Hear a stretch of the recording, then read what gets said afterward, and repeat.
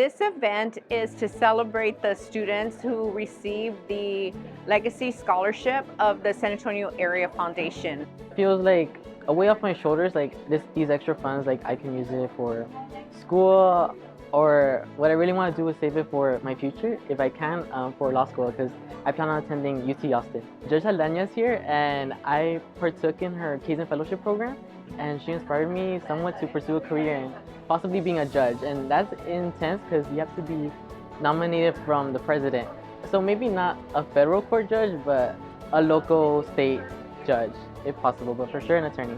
Study abroad, join organizations that will take you abroad, or join organizations that will take you to conferences outside. Higher education for these students could be a way out of, living from paycheck to paycheck, a trajectory to helping their own children continue college and, get a profession where they can also continue that process. I'm really grateful. This is really going to strengthen my college education and to make sure that I can have kind of a safeguard going into college. I plan on becoming a chemical engineer, and because I was granted the Legacy Scholarship, I'm going to apply to UT. But the main goal for me is to do chemical engineering and then work side by side with hospitals and medicine majors to help them. I was really interested in insulin studies because my family has a background in diabetes, so I really wanted to work hand in hand with helping them.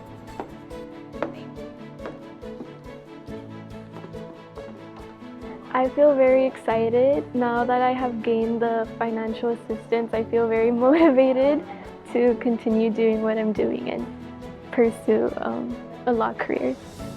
With just my mother and two sisters, leaving the city for college to gain the whole college experience was just out of the question.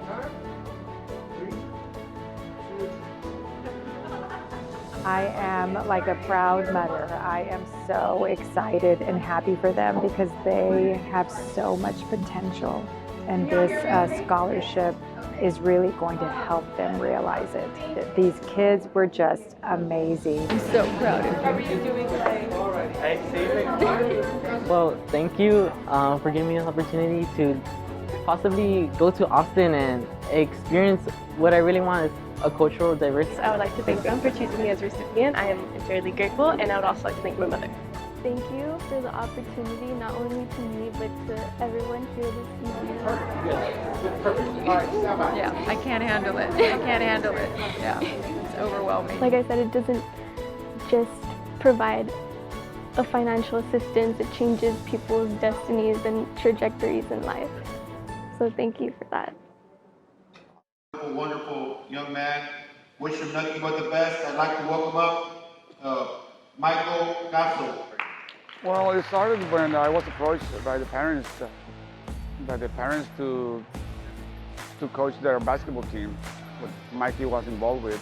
Michael started running for me in 6th grade during the summer times, and we've been together since.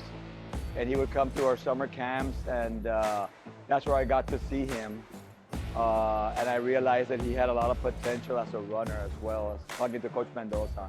I met Mikey back in 3rd grade. Mikey and my son used to play travel baseball together. Little by little, I invited Mikey to our cross-country camp when he was a 3rd grader at Colonel Santos, and he came, and I said, hey, Peter, you have something special here, man. They compete. They compete with the best in the world. So I say to you today, if you put the work behind it, you can one day be sitting in this chair and be recruited and be enrolled at Penn University pursuing your dreams. Well, I never had any doubt in my mind that he was going to go places. I'm very proud of him. He always had it in him. He would keep up with our JV runners at the time when he was just a 3rd grader. To work so hard and to get rewarded by getting a scholarship, it merits it. There's a running quote that says, success isn't how far you got, but the distance you traveled from where you started. To my mom and dad, there are not enough words I can say to thank you for your unwavering love, encouragement, and sacrifices. My dad, who has been by my side late at night, early mornings, and driving long distances for races. And my mom, who has been the constant in my life for good times and bad times. I want to thank you for your love and support throughout this journey. Thank you. Awesome. And to the head cross-country coach at UIW, who believed in me and offered me this opportunity. Coach Rito, thank you for your trust and support. I am eager to contribute to this team and represent UIW with pride. To my coaches throughout my journey, thank you for believing in me and pushing me to be my best. It is truly a dream come true for me to be signing my national letter of intent to run for a D1 school, the University of Incarnate Word.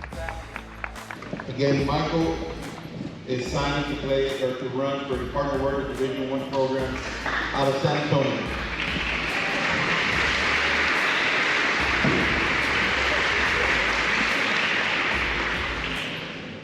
And I'm gonna be behind and supporting all the time throughout his career. Just the countless miles and hours that you spent with your dad, don't forget that.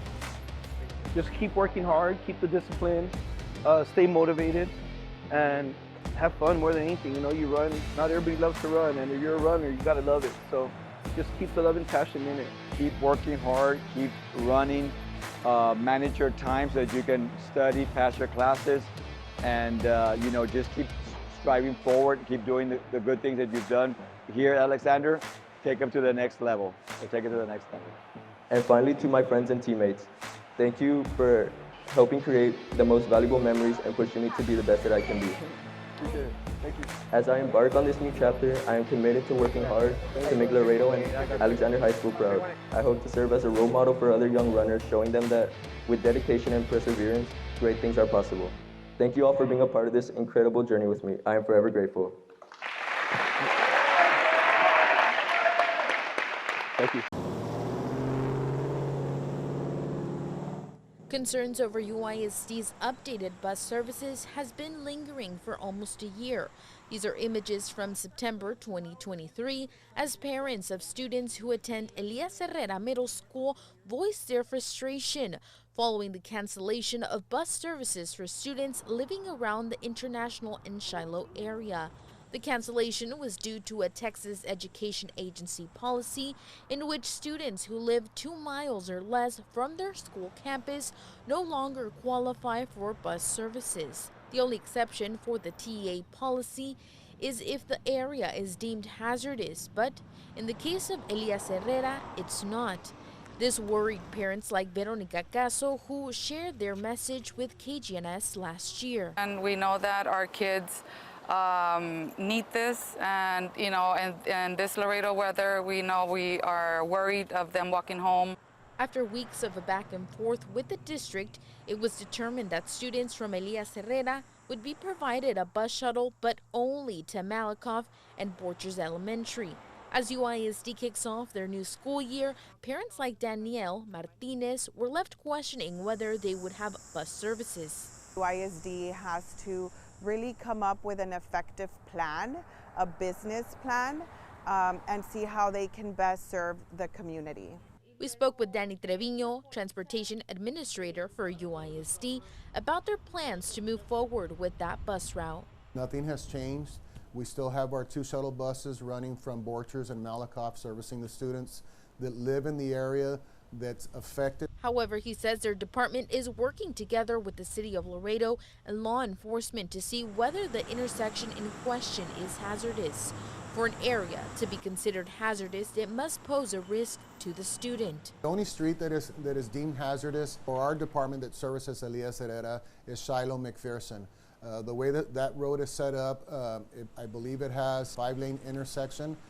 Trevino says at the end of the day, the school board has the last say. Until then, the bus shuttles will be provided. For KGNS News, I'm Lisely Garza.